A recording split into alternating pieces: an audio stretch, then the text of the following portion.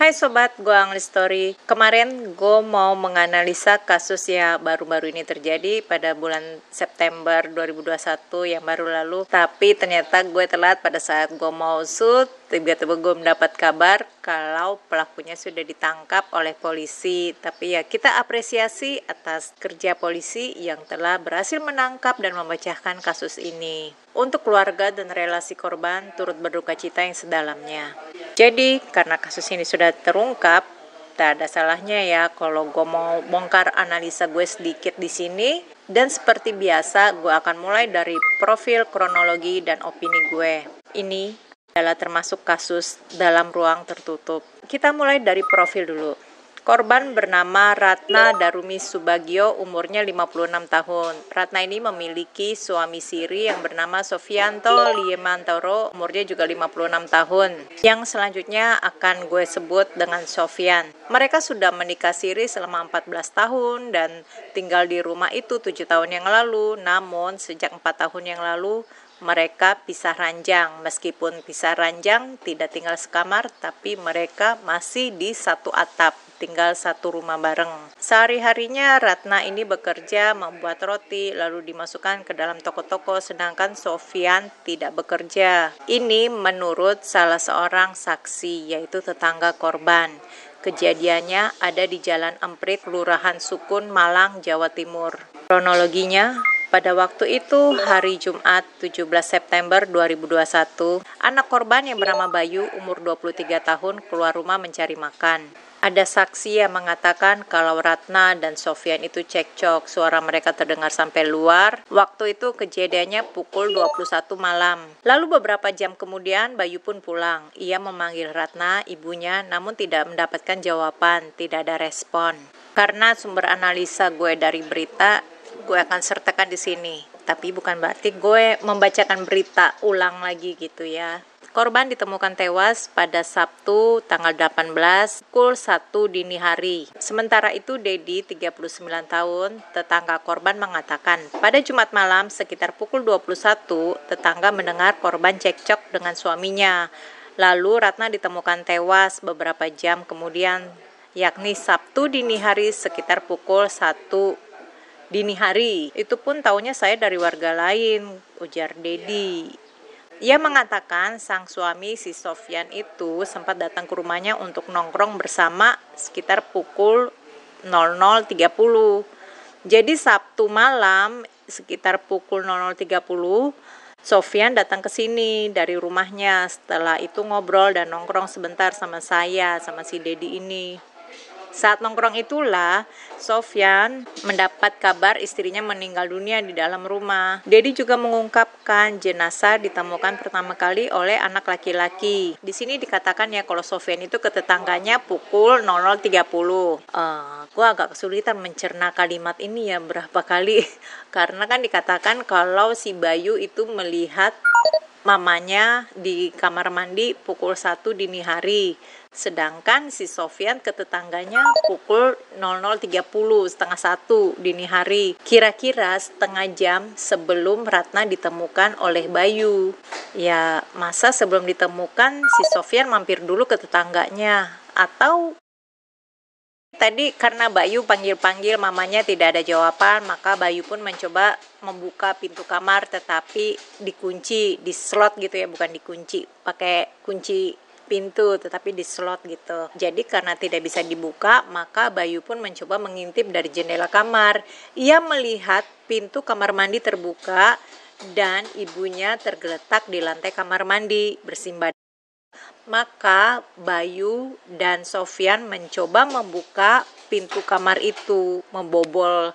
Akhirnya setelah berhasil, Ratna pun dibawa ke rumah sakit. Namun ternyata Ratna sudah meninggal dulu. Di rumah sakit dokter mengatakan ada kejanggalan kalau misalnya si Ratna ini meninggal karena di kamar mandi jatuh akibat terpeleset, tidak mungkin lukanya sebanyak itu. Dokter pun menawarkan untuk visum, namun Sofian menolak dengan alasan tidak punya uang. Segera setelah dari rumah sakit, jenazah Ratna dibawa ke Yayasan Gotong Royong untuk selanjutnya disemayamkan. Jadi Sofian mengatakan kalau istrinya meninggal akibat terjatuh di kamar mandi. Hari Minggunya, tanggal 19 September 2021 itu, ada anggota Linmas, Kelurahan Sukun yang bernama Agus. Ia melihat Sofyan turun dari mobilnya, lalu berjalan kaki membeli rokok. Saat itu Sofyan memakai jaket warna abu-abu. Sekembalinya Sofyan dari membeli rokok ini dari warung, ia melihat Sofyan sudah melepas jaket itu. Agus pun bertanya kepada Sofyan, kemana jaketnya? Katanya si Sofyan kalau jaketnya itu diberi ke ODGJ yang sering lewat lingkungan daerah mereka itu. Katanya kasihan kedinginan. Yang nampaknya hal ini tidak ditelan begitu saja oleh Bayu, anaknya korban. Apalagi Bayu ini tinggal serumah dengan Sofyan juga. Jadi dia sudah hafal tabiat dan perilakunya Sofyan. Yang sebelumnya Sofyan ini terlihat tidak pernah bersih-bersih, tapi setelah kejadian itu ia jadi rajin bersih-bersih. Dia membersihkan kamar mandi tentunya. Maka pada hari Minggu sore itu pun Bayu melapor ke polisi tentang kejadian ini. Dan terlebih apalagi kalau dikatakan kalau ya terantuk di kamar mandi, terantuk di kloset itu setidaknya cuma ada satu luka saja ya. Ya itu pun bentuknya ada ciri khasnya ya, jatuh akibat luka akibat jatuh. Ini ada 3 luka dan bentuknya tidak seperti bentuk jatuh, seperti ada cekungan, benda tumpul. Karena setidaknya adanya cipratan darah yang bisa menentukan posisi korban dengan pelaku pada saat kejadian itu. Nah, seperti apa bentuk cipratannya. Bahkan dari bentuk cipratan itu dapat diketahui jenis senjata yang dipakai oleh pelaku, berapa jarak antara pelaku dengan korban, dan di mana posisi masing-masing. Namun sayangnya ini yang dibersihkan oleh pelaku. Oh ya, jangan lupa, cipratan itu pasti juga mengenai pelaku juga. Ini yang menjadi kecurigaan, di mana sebelumnya Agus mengatakan kalau ada perubahan perilaku di dalam diri Sofyan, seperti sebelumnya ia tampaknya dikenal bukan tipe pemberi. Mengapa Sofyan memberikan jaket itu kepada orang lain? Apalagi hal ini sampai diperhatikan oleh orang lain yang tidak tinggal serumah, yaitu Agus. Yang tentunya si Agus ini sudah menghafal perilaku Sofyan yang tidak pernah memberi orang lain. Tetapi pada saat itu tiba-tiba Sofyan mau memberikan jaketnya untuk orang lain dengan alasan kedinginan. Pada saat kejadian itu bisa dipastikan Sofyan tidak sempat untuk membersihkan dirinya, karena ia terlalu sibuk untuk membersihkan cipratan-cipratan itu. Keburu Bayu datang ke lokasi. Jadi ia memakai jaket abu-abu itu untuk menutupi dirinya, untuk menutupi kaos yang terkena cipratan yang menempel di bagian sisi dalam jaket. Dan pastilah pada saat kejadian itu korban ada memberikan perlawanan karena dia diserang ya. Jadi setidaknya korban ada melukai pelaku juga, yang setidaknya ada tanda-tanda bekas perlawanan seperti cakaran atau memar atau lebam di tubuh pelaku. Pada hari Senin, tak makan waktu lama, Bayu dan tim Inafis Polresta Malang datang ke TKP untuk melakukan olah TKP. Sofyan pun dibawa ke kantor polisi untuk diinterogasi. Beruntungnya, ODGJ yang diberi jaket abu-abu itu meninggalkan begitu saja jaketnya, sehingga bukti masih ada dan polisi menemukan kaos kuning yang dipakai Sofyan pada saat kejadian itu dilempar begitu saja ke sungai, yang untungnya tidak hanyut ke dalam sungai ya, sehingga bukti pun terkumpul. Di kaos itu ada bercak dan juga robek akibat cakaran dari korban. Pada tubuh Sofyan itu ditemukan ada luka cakar di wajah, dada, dan bagian lengan ada lebam. Apa yang menjadi motif Sofyan melakukan hal keji ini terhadap istrinya? Karena ia bilang ia merasa dendam, dia merasa marah terhadap istrinya karena ia merasa tidak dihargai oleh istrinya. Istrinya berniat pindah rumah, ia sudah packing, ia sudah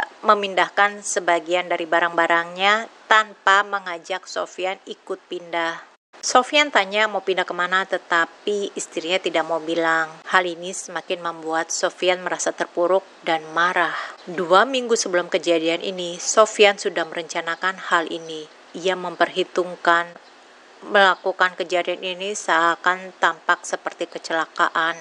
Ia memilih tempat di dalam kamar mandi agar dapat mudah untuk membersihkan percikan dan memosisikan korban dekat dengan kloset, seakan ia terjatuh dan terbentur kloset. Sofyan butuh senjata yang nyaman digenggam dan kuat.